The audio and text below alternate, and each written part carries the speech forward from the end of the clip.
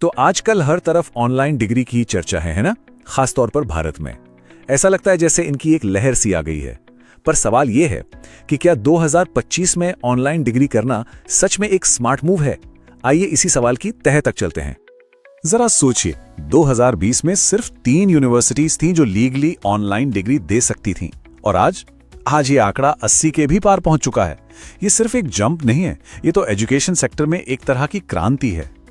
लेकिन जब इतने सारे ऑप्शन सामने हो तो कंफ्यूजन होना भी लाजमी है। सबसे बड़ा सवाल यही है कि क्या ये वाकई में किसी के फ्यूचर के लिए सही रास्ता है? आज हम इसी की पड़ताल करेंगे, इसके हर एक पहलू को देखेंगे।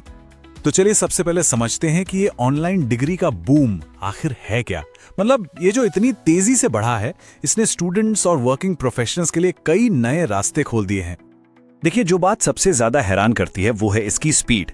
2020 में ये सिर्फ एक शुरुआत थी, बस 3 यूनिवर्सिटीज, और आज 2025 में 80 से ज्यादा। मतलब कुछ ही सालों में ये एक छोटा सा ऑप्शन होने से अब एजुकेशन का एक मेन स्ट्रीम हिस्सा बन गया है। तो अब सवाल ये उठता है कि आखिर ये इतना पॉपुलर हो क्यों रहा है? वेल, इसके पीछे कुछ बहुत सॉलिड वजह हैं। चलिए एक एक करके इन फायदों पर नजर डालते हैं। मोटे तौर पर देखें तो ये 4 बड़े फायदे हैं। जबरदस्त फ्लेक्सिबिलिटी, पैसे की बड़ी बचत, स्किल पर ज्यादा फोकस, और हाँ, ढेर सारे ऑप्शंस। चलिए अब इनको थोड़ा डिटेल में समझते हैं। देखिए, सबसे बड़ा प्लस पॉइंट है फ्लेक्सिबिलिटी। मतलब कोई जॉब कर रहा है या कोई पेरेंट है या किसी की और भी जिम्मेदारियां हैं, वो सब अपने हिसाब से अपने टाइम पर पढ़ाई कर सकते हैं। होता क्या है कि वीकेंड पर लाइव क्लास हो गई और बाकी लेक्चर्स रिकॉर्डेड मिल गए, तो जब टाइम मिला तब पढ़ लिया, कोई टेंशन नहीं। और अब बात करते हैं पैसों की। यहां एक MBA का उदाहरण लेते हैं। एक तरफ है ट्रेडिशनल फुल टाइम MBA, जिसकी फीस और कैंपस के खर्चे बहुत ज्यादा होते हैं। वहीं दूसरी तरफ एक ऑनलाइन MBA की फीस कई बार 1/3 तक कम हो सकती है। मतलब 50,000 से लेकर 3 लाख तक में प्रोग्राम मिल जाते हैं। ये उन लोगों के लिए एक बहुत बड़ा मौका है जो टॉप कॉलेज की भारी भरकम फीस नहीं दे सकते। लेकिन कहानी का सिर्फ एक ही पहलू नहीं होता। अब सिक्के का दूसरा पहलू भी देखना जरूरी है। मतलब वो चुनौतियां या कमियां जिनके बारे में सोचना भी उतना ही जरूरी है। हाँ, तो ये हैं वो 4 बड़ी बातें जो थोड़ी मुश्किल पैदा कर सकती हैं।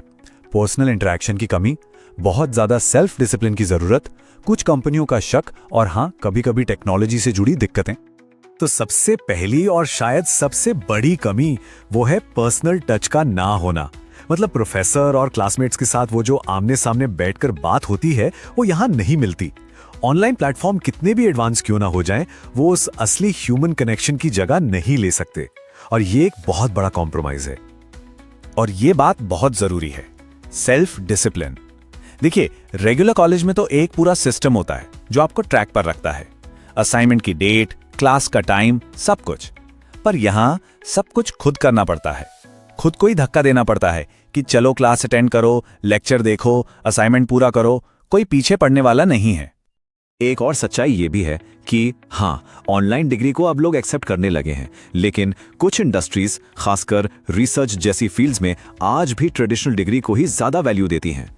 तो ये फैसला लेने से पहले ये सोचना बहुत जरूरी है कि करियर में आगे जाना कहाँ है। ठीक है, तो हमने फायदे भी देख लिए और नुकसान भी। अब सबसे बड़ा सवाल, तो फिर फैसला कैसे लें? क्योंकि इसका कोई एक जवाब नहीं है जो सब पर लागू हो। ये बहुत पर्सनल डिसीजन है। तो सही फैसला लेने के लिए ये 3 स्टेप्स फॉलो किए जा सकते हैं। सबसे पहले ये क्लियर होना चाहिए कि करियर में करना क्या है, गोल क्या है। दूसरा, ईमानदारी से खुद से पूछना होगा कि क्या ऑनलाइन पढ़ने का स्टाइल मेरे लिए काम करेगा। और तीसरा, अपनी लाइफ की सच्चाई को देखना होगा। मतलब जॉब, फैमिली और दूसरी कमिटमेंट्स को नजरअंदाज नहीं कर सकते। तो असल में ये प्रोग्राम किसके लिए बने हैं? ये उन लोगों के लिए बने हैं जो किसी भी वजह से, चाहे वो नौकरी हो, परिवार हो या कोई और मजबूरी, रेगुलर फुल टाइम कैंपस नहीं जा सकते। सीधी सी बात है, अगर फिजिकल कैंपस जाने का ऑप्शन है तो ज्यादातर मामलों में वही बेहतर है। लेकिन अगर वो मुमकिन नहीं है, तब ऑनलाइन डिग्री एक जबरदस्त ऑल्टरनेटिव हो सकता है। तो आखिर में बात इसी सवाल पर आकर रुकती है, सबसे अच्छा कैंपस शायद वही है जिसे कोई खुद बनाता है।